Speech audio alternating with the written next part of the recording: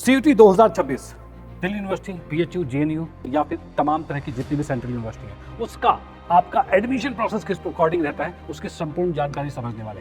ध्यान देना, बहुत बच्चे गलतियां कर लेते हैं कि अभी से उनको अगर नहीं पता होता है तो अपने डॉक्यूमेंट की प्रिपरेशन हो गई, या फिर जो पूरा पॉइंट होता है कि किस तरह से हमें फोकस करना है पूरे प्रोसेस के ऊपर, उससे वो बिछड़ जाते हैं और गलती कर बैठते हैं और फाइनल कंक्लूजन ये होता है कि वो एडमिशन से हाथ धो बैठते हैं। तो ध्यान देना, आज का ये सेशन बहुत ज़्यादा इंपॉर्टेंट रहने वाला है, आखिर तक बिल्कुल बने रहिए। हर एक चीज़ों को बिल्कुल स्टेप बाय स्टेप समझेंगे कि एक्चुअली होता क्या है और क्या प्रिपरेशन हमें अभी से कर लेनी है, जो कि बाद में हमें दिक्कत कर देगा, क्योंकि वहाँ पर जब वो डॉक्यूमेंट रिक्वायर्ड होंगे और उस टाइम पर उसको बनने में भी बहुत समय लग जाएगा, तो फिर हम क्या करेंगे। तो इसलिए अभी से जानकारी होनी जरूरी है, क्या क्या चीज़ें आपके पास होनी चाहिए और क्या प्रोसेस पूरा रहता है। जैसे कि मैं आप सभी को बता रहा हूँ कि आपके सामने सबसे पहले ये नोट देख लीजिए, ये न्यूज़ आपके पास सामने आई हुई है। भाई न्यूज़ कुछ ऐसी थी कि डीयू एडमिशन 2026, डीयू में शुरू हुई एडमिशन की तैयारी, मई के अंत में भरे जाएंगे फॉर्म। यानी कि डीयू का जो फॉर्म अलग से निकलता है, उसके जो फॉर्म आपके सामने, डीयू का ही क्या, तमाम जितने भी आपकी यूनिवर्सिटी है, सबके अपने अलग अलग एडमिशन के फॉर्म निकलते हैं, जिसके फॉर्म को आपको भरना होता है। ठीक है, ये फॉर्म ऐसा नहीं कि रिजल्ट के बाद होता है, आपके एग्जाम के जस्ट बाद आपके पास फॉर्म आ जाएगा। ठीक है, और वो कब होगा, कैसे होगा, जैसे कि डीयू के बारे में आपके सामने आया हुआ है कि भाई मई के अंत में भरे जाएंगे फॉर्म, यानी फॉर्म वो रिलीज हो जाएंगे, उसको तभी भरना होगा। ओके, कोई भी ऐसा चक्कर नहीं कि नहीं हम तब भरेंगे जब रिजल्ट आएगा तब, तो बेटा तब तक हो जाएगी देर। अब यहाँ पर हम देखते हैं प्रोसेस क्या रहने वाला है। सबसे पहले आफ्टर द एग्जाम, जो सीयूटी का एग्जाम होगा, ध्यान देना लगभग सेकेंड वीक में कहा जाए तो 8 से 20 जनवरी तक के बीच में कहा जाए फेस जो है फर्स्ट वाला आ जाता है। अब ये फर्स्ट फेज में होता क्या है, तो बेटा ध्यान देना, आपके पास जितने भी कोटा सर्टिफिकेट है, जितने भी सर्टिफिकेट्स आपके होंगे, जो आपका कोटा है उसके जो सर्टिफिकेट्स हैं, जितने भी आपके कैटेगरीज डॉक्यूमेंट हैं, जो भी चीज़ें हैं, वो इन दिनों में आपको यहाँ पर सबमिट करने होंगे। इसके लिए बी अवेयर, एकदम तैयार रहना होगा। ये आपका फर्स्ट फेज रहता है, जिसके अंदर आपको सारी चीज़ें भरनी होती है, फॉर्म को फिलअप करना होता है। ओके, यानी कि ये जो पोर्टल आपका ओपन होगा, सब यूनिवर्सिटीज़ के अलग अलग पोर्टल ओपन होंगे, वहाँ पर आपको सबसे पहले फर्स्ट फेज के अंदर अपना फॉर्म सबमिट करना होगा। ठीक है, उसके लिए जो डॉक्यूमेंट रिक्वायर्ड होंगे उसको अभी से ही जुगाड़ कर लेना। यानी कि मैं आप सभी को बता दूं, जितने भी आपके डॉक्यूमेंट्स होते हैं, यानी कि कैटेगरी सर्टिफिकेट की अगर मैं बात करता हूं, तो कैटेगरी सर्टिफिकेट जो आपके रहेंगे वो आपके मेनली जितने भी सेंट्रल यूनिवर्सिटी के हैं, तो सेंट्रल का कैटेगरी सर्टिफिकेट बनता है तो सेंट्रल का ही आपको बनवाना है, स्टेट का नहीं बनवाना, ध्यान रखना। ठीक है, नहीं तो मार खा जाओगे। अगर स्टेट का है आपके पास तो उस कंडीशन में आप उसे सेंट्रल में कन्वर्ट करवा लीजिए और अभी से अप्लाई कर दीजिए। ओके, नहीं तो बाद में दिक्कतें हो जाएगी। डन। तो यहाँ पर ये 15 से 20 दिन का प्रोसेस पूरा चलता है, जिसके अंदर आप ये चीज़ें देखोगे कि आपका जो ये फर्स्ट फेज का सेक्शन चलेगा और जिसमें आप अपने फॉर्म को फिलअप करोगे। इसके बाद सेकंड सेक्शन की बात की जाए तो यहाँ पर सेकंड फेज जो आता है उसमें पोर्टल लॉन्च जाता है, यानी जस्ट आफ्टर द रिजल्ट, जैसे ही रिजल्ट अनाउंस होगा उसके बाद, ठीक है, लगभग 15 दिन का गैप रहेगा पहले और सेकंड फेज में। तो यहाँ पर लगभग कहा जाए कि आपका 15 दिन के आसपास सेकंड फेज जो है पोर्टल वो लॉन्च हो जाएगा, और इस पोर्टल के अंदर आपको भरनी होगी प्रेफरेंस सीट। यानी कि जो आपके मार्क्स आए होंगे, जो रिजल्ट आपका आया हुआ उसके अकॉर्डिंग जो मार्क्स आपके आए हुए हैं, उसी के अकॉर्डिंग आप वो नंबर को अपने आप ऑटोमेटिक, जब आपने फर्स्ट फेज के अंदर फॉर्म भरा होगा उसमें सीयूटी का रोल नंबर भी आपने उसमें डाल दिया होगा, जिससे होगा कि वो अपने रिजल्ट को अपने आप फैच कर लेगा। फैच करने के बाद उसी के अकॉर्डिंग आपके प्रेफरेंस सीट बन जाएगी। जैसे कि आपके दिल्ली यूनिवर्सिटी का है तो उसका प्रेफरेंस सीट जो बनेगा उसके अंदर आपके सब्जेक्ट कॉम्बिनेशन के अकॉर्डिंग, जो आपने सब्जेक्ट कॉम्बिनेशन के तौर पर आपने एग्जाम दिया है उसके अकॉर्डिंग सारे कॉलेजेस दिखा देगा और सारे सब्जेक्ट दिखा देगा, जो कि आप वहाँ पर अपने अकॉर्डिंग भर सकते हो फॉर्म को। ये सबसे ज़्यादा इंपॉर्टेंट होता है, क्योंकि यहाँ पर प्रेफरेंस हमें देखनी पड़ती है कि सबसे पहले पर वही भरना होता है जो सबसे टॉप का कॉलेज है और सबसे ज़्यादा अच्छा आपको जो कोर्स लगता है, जिसकी सबसे ज़्यादा आपको ज़रूरत है, वो सबसे ऊपर भरना है। उसी के बाद कॉलेज की रैंकिंग के अकॉर्डिंग आप धीरे धीरे करते जाओगे, तो इसके लिए आपको बिल्कुल पता होना चाहिए कि कौन सा कॉलेज टॉप पर है, कौन सा कॉलेज सेकंड पर है, क्योंकि आपको पता होना चाहिए कि हर एक यूनिवर्सिटी, जैसे मैं दिल्ली यूनिवर्सिटी की बात करूँ, इसमें भी बहुत सारे कॉलेज, 70 से 80 कॉलेज आपके यहाँ पर मौजूद हैं। वैसे बीएचयू में बहुत सारे कॉलेज हैं, अदर यूनिवर्सिटीज़ के अंदर अलग अलग बहुत सारे कॉलेज, तो आपको पता होना चाहिए कि इन सभी कॉलेज में सबसे टॉप का कॉलेज कौन है और उसके अकॉर्डिंग ही फॉर्म फिलअप होगा। ठीक है, इसकी जानकारी नहीं है कोई बात नहीं बेटा, जुड़े रहना।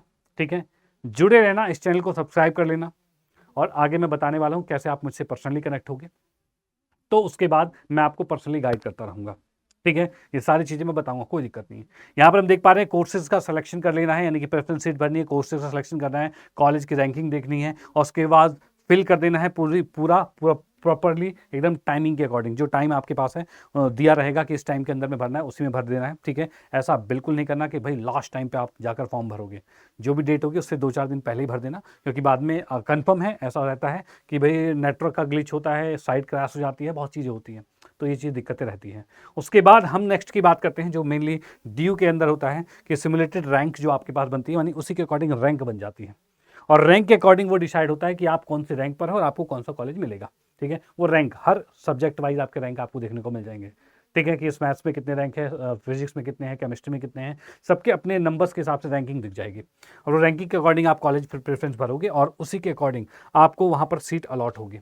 अब सीट जो अलॉट होती है वो आपके पास रहेगा कहाँ पर, तो यहाँ पर आ जाएगा सीट अलॉटमेंट फेज नंबर 3 पर आएगा। फेज 3 जो रहेगा इसमें आप सीट अलॉट को देखोगे। जब आप पहले कॉलेज के प्रेफरेंस भर चुके होगे तो उसके बाद सीट का अलॉटमेंट होगा, यानी आपको दिख जाएगा भैया हाँ मुझे मिरांडा हाउस में मिल गया है, ये वाला कोर्स मिल गया है, ठीक है, या फिर मुझे हिंदू कॉलेज में बीएससी मिल गया है मैथ्स में। इस तरह से आपको वहाँ पर यूनिवर्सिटी के अंदर जो कॉलेज है वो कॉलेज प्रॉपर अलॉट हो जाएगा, कोर्स के अकॉर्डिंग अलॉट हो जाएगा। जब आपको वो अलॉट हो जाएगा तो आप उसे एक्सेप्ट कर लोगे, फिर उसके बाद उसका ऑनलाइन डॉक्यूमेंट वेरिफिकेशन करते हो, ठीक है, और उसको डॉक्यूमेंट वेरिफिकेशन करने के बाद वहाँ पर आप फ़ी पेमेंट करोगे और उसके बाद एडमिशन को कंफर्म कर दोगे। सर हमें वो वाला कॉलेज नहीं चाहिए था, हमें जो अलॉट हुआ है हमें वो नहीं चाहिए था, हमें दूसरा वाला चाहिए था। बेटा ऐसी कंडीशन में होता ये है कि जब आप एडमिशन का फ़ी पेमेंट करनी पड़ेगी, एक्सेप्ट करके फ़ी पेमेंट करनी पड़ेगी, उसके बाद आप एडमिशन को कंफर्म करके उसको अपग्रेड पर क्लिक कर दोगे। अपग्रेड पर टिक करने से ये होगा कि आपका जो करंटली जो आपको सीट अलॉट है वो सीट आपकी पक्की रहेगी, रिजर्व रहेगी, और आपको एक अलग से मौका मिल जाएगा नेक्स्ट राउंड के लिए कि नेक्स्ट राउंड में अगर कोई सीट वैकेंट होती है और जो आपका मनचाहा रैंक है, मनचाहा कॉलेज है, उसको अगर आपको मिल जाता है, अलॉट हो जाता है, यानी उससे कोई अच्छा कॉलेज आपको अलॉट हो जाता है तो आपको मिल जाएगा, ठीक है। जो यानी कि जो आपने प्रेफरेंस सीट भरी हुई है उसमें आपको मान लो कि 10वें नंबर की चीज़ आपको मिल गई है, लेकिन आप चाहते हो ऊपर वाला मिले, तो अगर अगले वाले अलॉटमेंट जो अगला वाला जो कट ऑफ आएगा, सेकंड राउंड आएगा, तो उसके अंदर वो 10वें से वो अगर आपको 6ठे नंबर वाला कॉलेज मिल जाता है तो वहाँ पर अलॉटमेंट आपको दिखा देगा और वो आपका अपग्रेड उस वाले कॉलेज में हो जाएगा।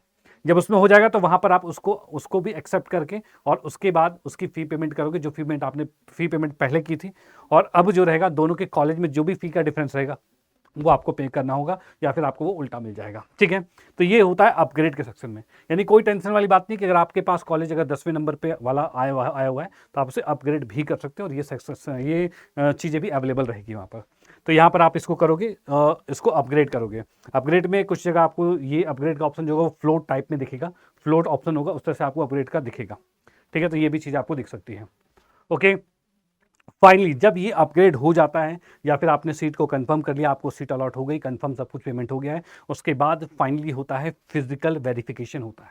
बेटा ये फिजिकल वेरिफिकेशन जो रहता है ये होता है कॉलेज में जाके, यानी कि जब आपका एडमिशन हो जाता है, प्रॉपर ऑनलाइन सब कुछ हो चुका है, तो उसके बाद फाइनली जब आप कॉलेज में जाते हो तो वहाँ पर जाकर आपका फिजिकली आपके डॉक्यूमेंट देखे जाते हैं, ठीक है, उसके स्कैन कॉपी रखे जाते हैं।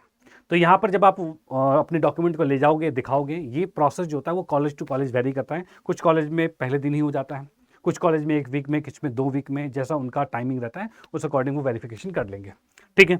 इसके बाद नेक्स्ट मैं आपको बताना चाहूँ कि ये 3 फेज के साथ फाइनली आपका जो एडमिशन है वो पक्का हो जाता है। यानी कि इससे आपको एक बात पता चली कि प्रेफरेंस सीट भरना एक सबसे बड़ी चीज़ है जिसके थ्रू आप अपने सही चॉइस के साथ जा सकते हो, और इसके फुल सपोर्ट के लिए आप अभी से इस चैनल को, ये जो टेलीग्राम चैनल है, ठीक है, इसको स्कैन करके इसमें जरूर जुड़ जाएं, ठीक है।